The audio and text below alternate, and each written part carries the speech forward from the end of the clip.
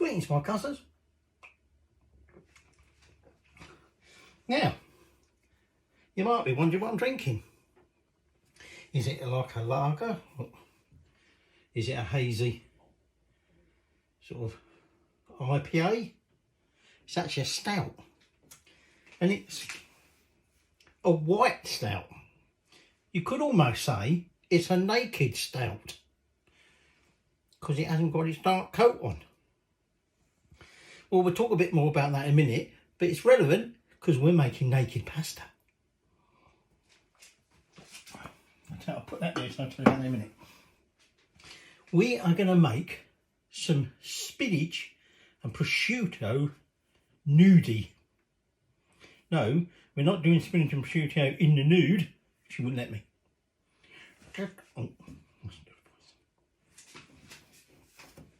I don't think you're going to be doing it in the nude. I said I don't think I will anyway. Thank you very much.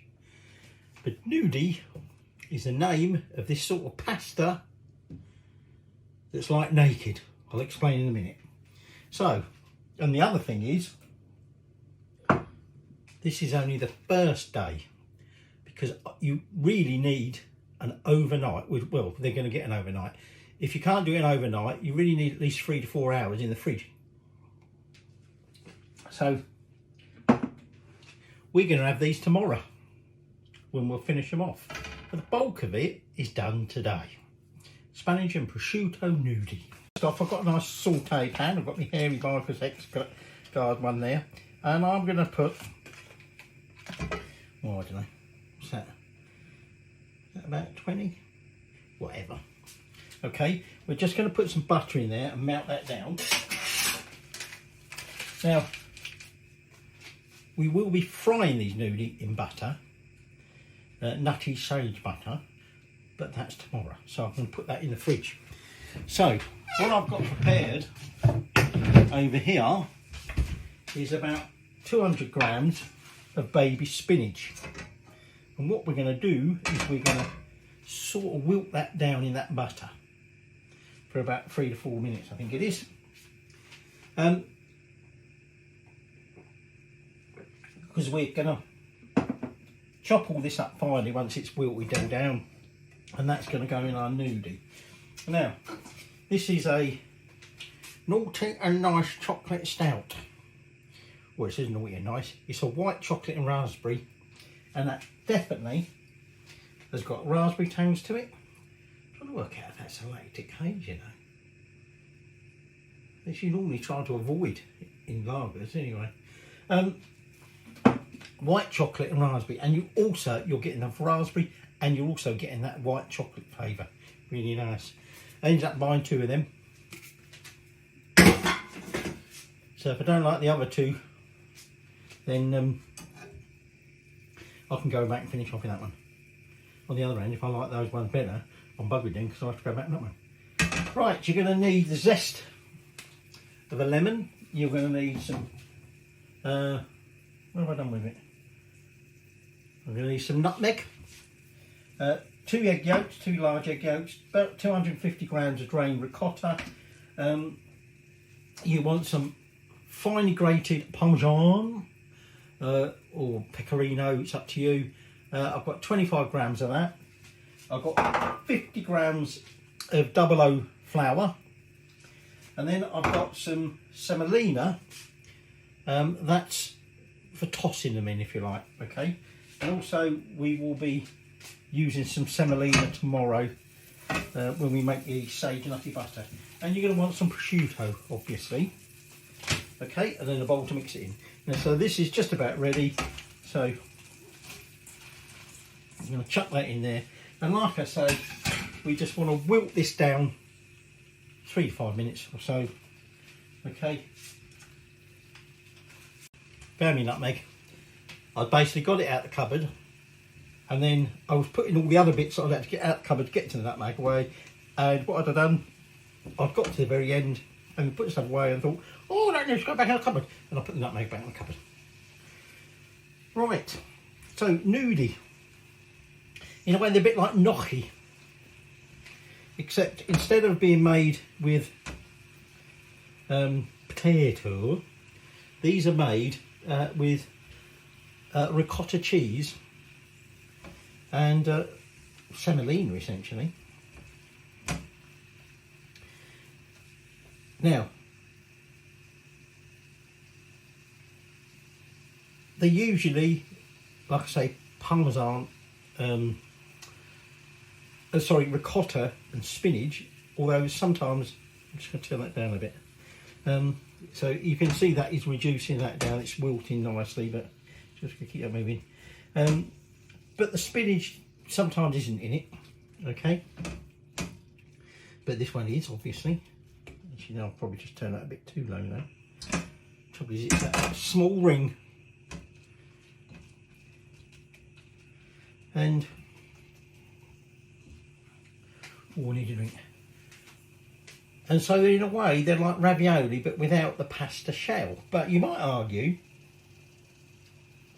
that with the egg yolks and the essentially pasta flour, the 00 flour, we're essentially putting the pasta on the inside.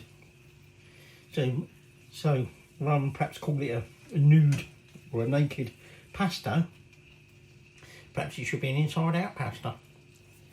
There is another name for it, malfatti. Okay, it's sort of, they hark from the Tuscany region.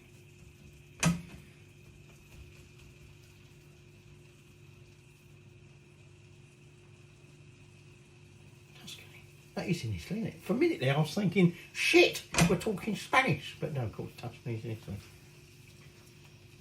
And actually, part of the inspiration for this comes from the fact that I'm off to Italy, off to Sorrento in a couple of days' time for a week's break, and so I've been researching Sorrento dishes. Oh, and also that's where limoncello comes from. Well, that's where it came from originally. Probably comes from anywhere you like now. Right, I'm just going to let that go for a little bit more, and then we're going to get that out of there and sort of drain it, squeeze all that moisture out. I know it's buttery, squeeze the moisture out and we can chop it up. Right, so extracted that, I've squeezed that as much as I can do. What we're going to do now is we now just want to chop this nice and fine, okay, and then we'll spread it out on here. I put it on my little plastic board, so I didn't want to get a mess. And now a buttery, greasy mess on my wooden chopping board, and plus it'll stain it green. Actually, I could have stained it green, and then I could give you a top tip on how you get the stains out of your wooden chopping board. A lot of people advocate don't use plastic, especially these days with the older thing about microplastics and, oh, I've been ingested micro bits of plastic. Plus, although people say they are more hygienic because you can put them in the dishwasher, obviously you can't do that with your wooden chopping board. Just turn it off. Yeah, just feel the heat from that.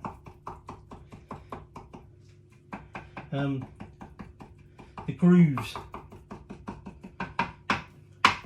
on the plastic can perhaps be, you know, a safe haven for bugs, if you like. They don't necessarily get zapped in the dishwasher. Anyway, that's all a completely different story. So I think that's enough. So what we're going to do now is I'm just going to set that one side, just going to let that cool, and we're now going to make our gnudi. And like I said, remember, we're making them and then we're chilling them overnight and we'll cook them tomorrow. So I've taken out 2 of my prosciutto, 2 slices. Now,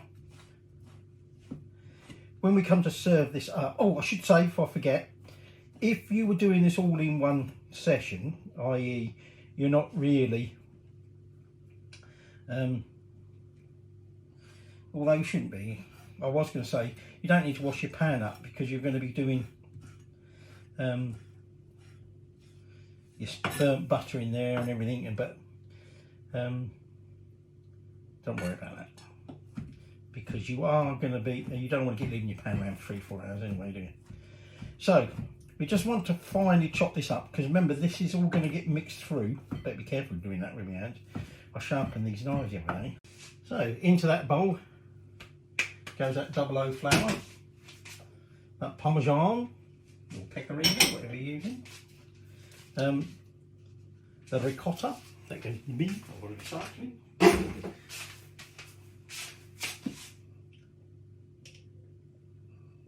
That goes in there. And then, like I said, we want the zest of 1 lemon. And we're trying to make the effort to buy unwaxed lemons, because particularly if you're using them for the zest, you don't want that waxy coating they put on them. I don't know whether it's just a thing or not. I'm not quite sure why they wax them. I wonder if it's to preserve them a bit longer. Because I've noticed some of these lemons do go, I wouldn't say off, but they sort of start going a bit soft. So whether that is just happens to be the lemons that I'm using or what, I don't know. But anyway, in goes that. In goes that prosciutto.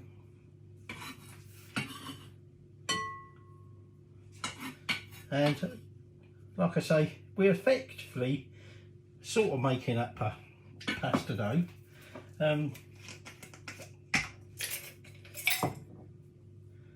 There's me little thingy on. But we're mixing all this stuff in it. So here I've got a nutmeg. So we're just going to grate some, about 1/4 of a nutmeg. So there's quite a lot of nutmeg going in there. Okay, and then, oh, I knew I was going to do that. I knew I'd do that. They give you such a flimsy little thing. I could use that. Get me what's name thing out. Couldn't have me lemon zest and use that, but.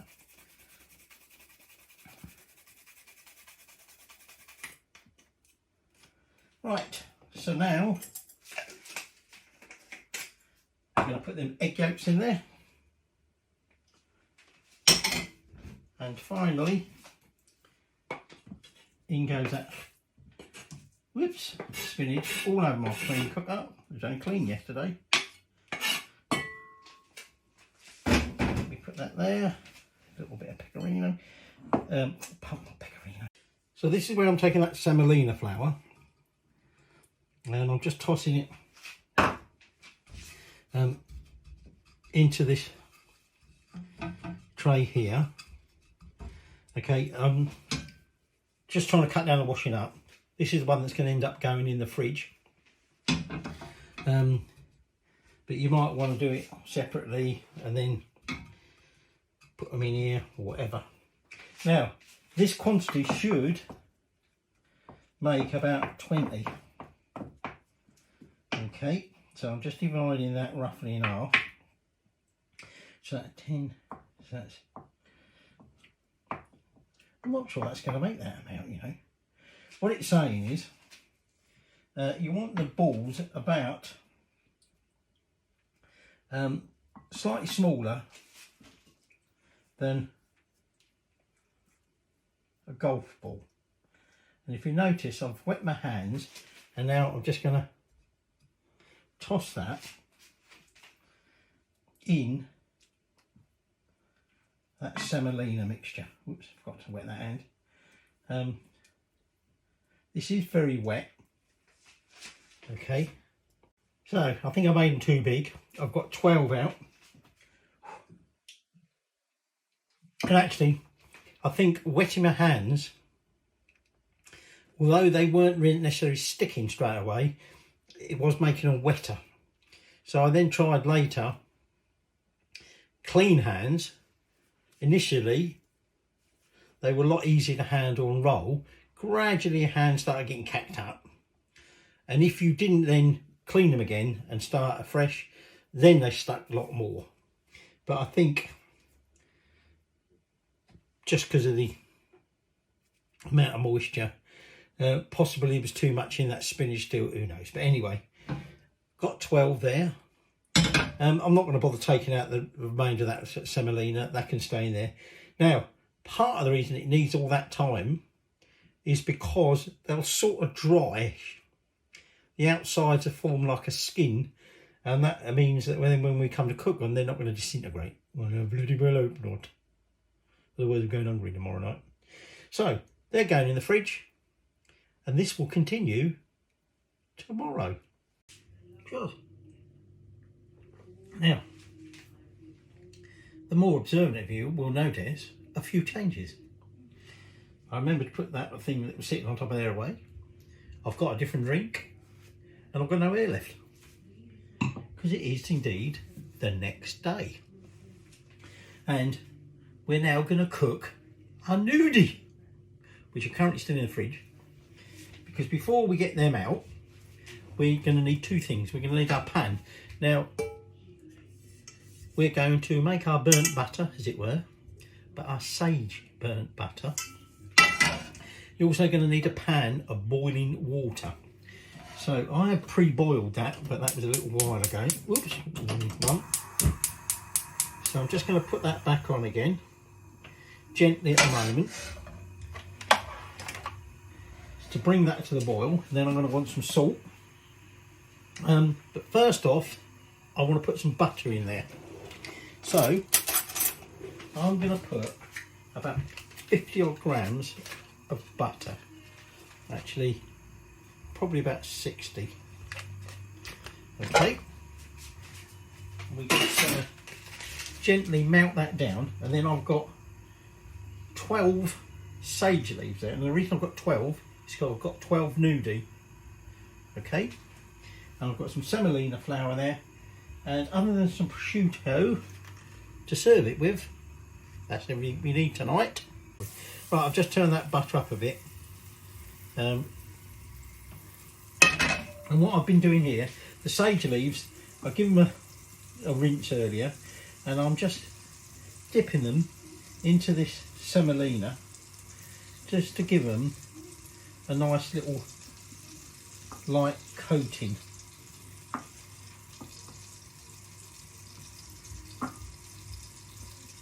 Yeah. When that butter's all melted and we've got that nice and hot, what we're going to do is we're going to fry off these sage leaves. We want some nice crispy sage leaves. They will be served up with the gnudi, but equally they will impart their flavour to that. So, not sure that's quite hot enough yet. So in these go. I might do several at a time. The first batch of them starting to go crispy. My salt's come up for a boil, so I've had plenty of salt to that. We'll just wait till that to come up to a nice little rolling boil. I don't know if I call it a rolling boil, but there you go. Oh, just been. Oh, that's some of that. Now, see, we're going to watch here is when I say burnt butter, we don't want it burnt. Just want it burnt a little bit. So what I'm going to do is I'm going to take out some of these, and I've just dripped that when I was trying to demonstrate. You can flick that with me. Just going to take out these first batch, and we're going to come here, you little bugger. And I'm just going to put them on some kitchen paper, just to drain off. I might flip them over in a bit. Why aren't these picking up? Little gits. So that's now coming up to boil. Just going to turn these one more time. It's with these tweezers. They match meat there, but they're just not behaving. I'm sure these are the ones I used for. I did end up with two sets, because apparently they come in two. But I'm sure I've used these ones. Use them for me pasta, because that's what the pasta uses. Right, now, once they've finally crisped, we turn the heat off of this, but we keep the butter and everything in it, because we're going to be transferring the gnudi final stage into that and toss it in that. Okay. Ooh. Ooh, might have to break champers out after this, and I'm not joking either. So the sage leaves are out, and some of them are so crispy they're breaking up. I should have done some extra, shouldn't I? So I've turned the heat off and I've just moved that pan over there, okay, out of the way. And I'm just going to transfer that more into the front one, just so you can see better what's going on. Bring that back up to a nice rolling boil. And then I've got my little sieve here, or strainer, or whatever, to get them out. Pardon me. Disgraceful. No dodgy beer tonight. Right, that's just coming up to a boil. So, these are a little bit larger, and they have sort of firmed up, if you like. So, I'm just slightly reshaping them.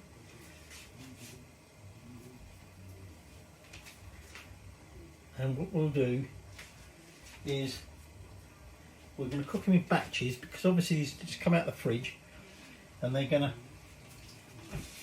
obviously drop the temperature of that water. So in they go. And now what you've got to be careful of is them sticking to each other and to the pan. So that little bugger there goes and nestles straight away with the other one. So we're just going to cook them, and then I'm going to take them out and drain them and just put them aside on a plate. Let me get another little bit of paper while we cook the next lot. Just don't worry about them going cold, because like I said, we're going to be tossing them back in that butter, and we'll be putting the heat back on that in a bit. And actually, I might add a little bit more butter. So, that first 4 are out. I'll just move that over there. Let's put them on there. The next 4 have gone in.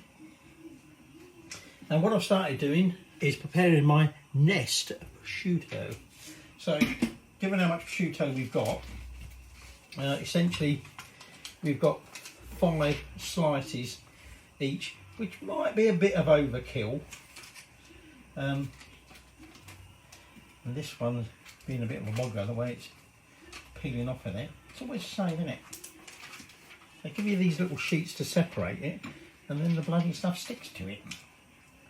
The recipe that I'm following, which actually I don't think I've told you, this is from, or perhaps I did, I can't remember now, perhaps I did. My wife did make a comment about Borough Market, because I said I keep wanting to go there, mainly because it is apparently this big sort of foodie thing.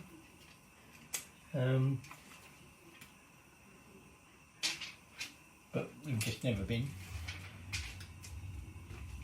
But if you go on their website, so what I've done is I've just sort of arranged it so it's like a nest that I'm going to put my Gnudi on. They have a load of recipes on there. A lot of recipes actually, surprisingly. And a lot of really nice recipes. And some of it, it's basically evolving around their sort of products that the various people on their market sell. But stick that down there, I don't need that, let me move that there.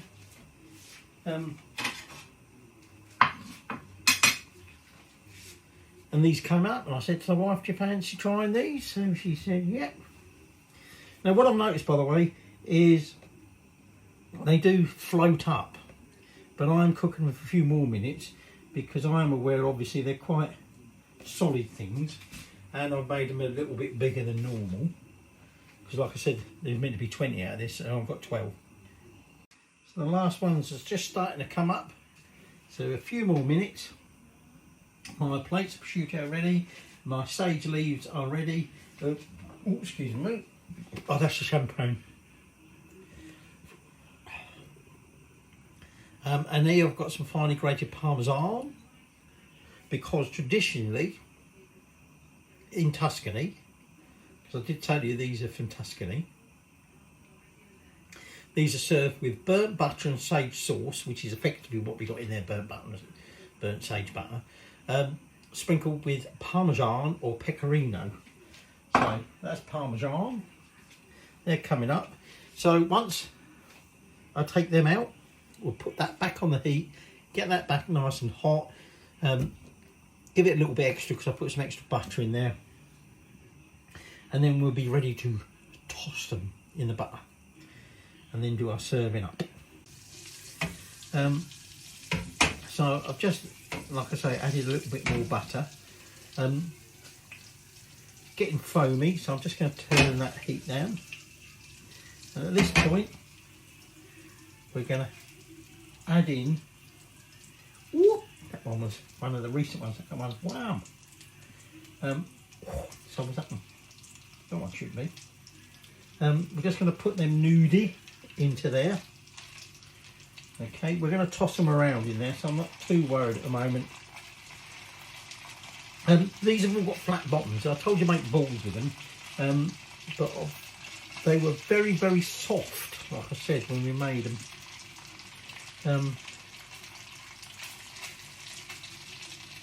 And so they ended up sort of flattening out a bit. Whoop. Now, don't need that anymore. So the idea being now, bring that mess up. We're just going to cook them through. Well, I say cook them through. We're not cooking them through. So we cook them through. We're just going to cook for a little bit in that butter. But because some of them are a bit flat on the bottom, they're not really going to, when I sort of toss them around, they're not really going to roll over. So I might have to give them a little bit of a hand. We'll roll them over, get them coated, and then we'll be ready to serve it up. These are just about there now. I'm trying to make sure that all sides have had a nice little coating in that butter, and also had a chance to just sort of cook, if you like, in that butter. So at this point we're ready to serve. So just clear the decks for a minute. So we've got our plates there. I've got my sage leaves, I've got my Parmesan, and we're just now going to just turn the heat off of that and start dishing it up. So the heat's off. So I'm now just going to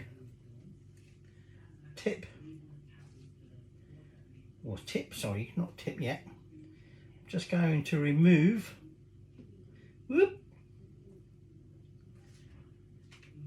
1, 2, 3, 4, 5, 6 per plate.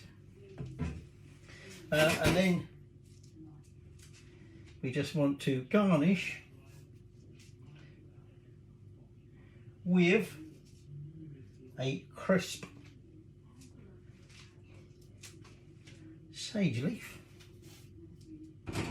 Whoops, try and knock me champagne over, or what's left of my champagne there. Okay.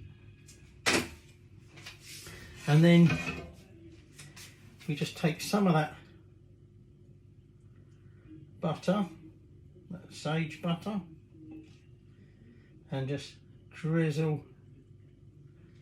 a little bit over. And there you have your sage and prosciutto gnudi. So I think we better get tasting. So don't forget, our final little touch is just a little sprinkle of finely grated Parmesan or pecorino. Let's add a little bit more to that one. I was being a bit stingy on that one. So now, Parmesan or prosciutto, whatever you want to call it. So let's just taste that gnudi. So slice it open. Trying to get a little bit of sage, crispy sage.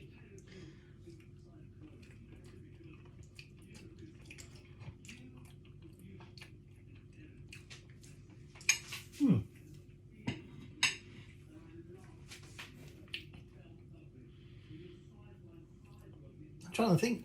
Well, I mean, we've got spinach in there, we've got prosciutto. It does taste like a pasta. You are like you're eating perhaps ravioli.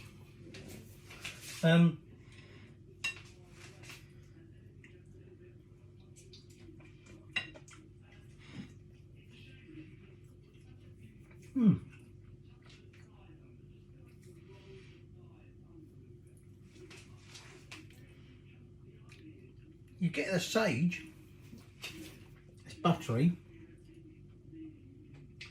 I'm not really sure how to describe it. It's unpleasant. I thought it was lovely, really nice. But that is your Borough Market spinach. The only trouble is to put that is without a knife, it's bloody difficult to eat that, isn't it? Your Borough Market Ed Smith. That's his prosciutto and spinach gnudi, and it is bloody nice. Oh, it's nice with the prosciutto as well. Forget about how much butter is in it.